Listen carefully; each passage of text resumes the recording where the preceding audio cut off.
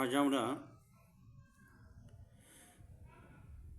Superlative degree নিয়ে আলোচনা করব, যেটি অন অফ দ্য ব্যবহারটা অধিক গুরুত্বপূর্ণ। তো চলুন শুরু করি। ব্যক্তি হি কথা হচ্ছিল সাবজেক্ট, ইস কথা হচ্ছিল ভার্ব, অন অফ দ্য এই কথাটা হলো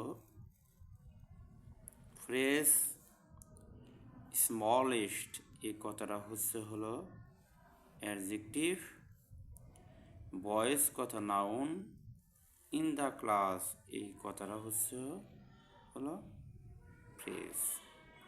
তাহলে আমরা সাবজেক্ট পেলাম হি, ইজ পেলাম, ইজ হচ্ছে ভার্ব, ওয়ান অফ দ্য কথা ফ্রেজ, স্মলেস্ট কথা অ্যাডজেক্টিভ, বয়েজ কথা নাউন, ইন দ্য ক্লাস কথা ফ্রেজ। সুতরাং এই জিনিসটা, পিছনের জিনিসটা আমি টান দিয়ে সামনে নিব এবং সামনের জিনিসটা আমি টান দিয়ে একদম পিছনে নেব। তাহলে আমি কিভাবে লিখব?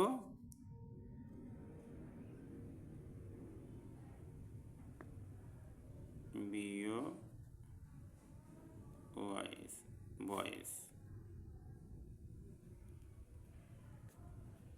ইন দ্য CLA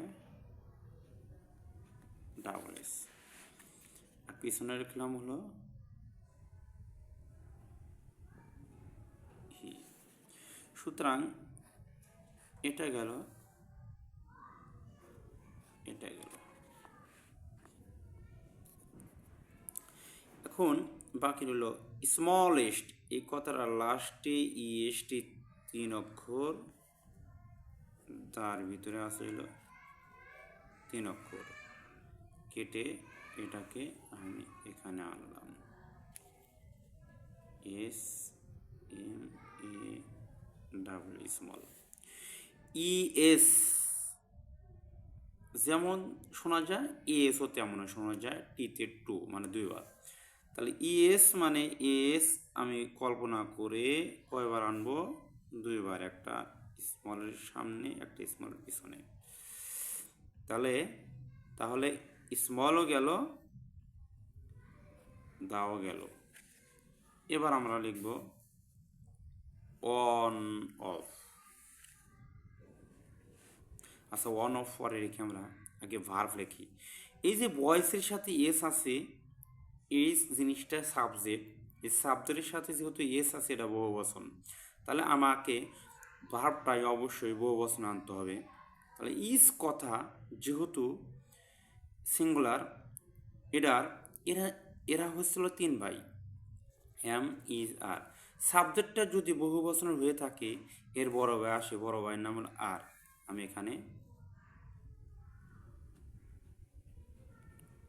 আর কথা লিখলাম। তাহলে বয়েস ইন দ্য ক্লাস আর এস স্মল এস হি। বাক্যটা মোটামুটি শেষ, আর একটু কথা বাকি আছে।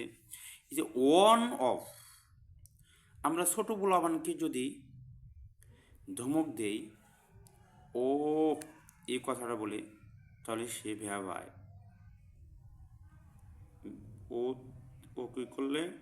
ভ্যাবায়।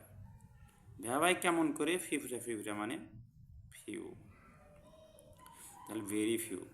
ও কথা ধমক দেই, তাহলে ও ভ্যাবায়। কেমনভাবে ভ্যাবায়? ফিফরা ফিফরা ভ্যাবায়। ভেরি কথা অ্যাডভার্ব, ফিউ কথা অ্যাডজেক্টিভ, বয় কথা নাউন। এই সবটি হচ্ছিল সাবজেক্ট, ইন দ্য ক্লাস কথা ফ্রেজ, টোটাল টোক মিলে হচ্ছিল সাবজেক্ট। এই বয়েস কথা যেহেতু এস আছে, সেজন্য ইজের পরিবর্তে হলো আর, এস স্মল এস হি। আশা করি উত্তরটা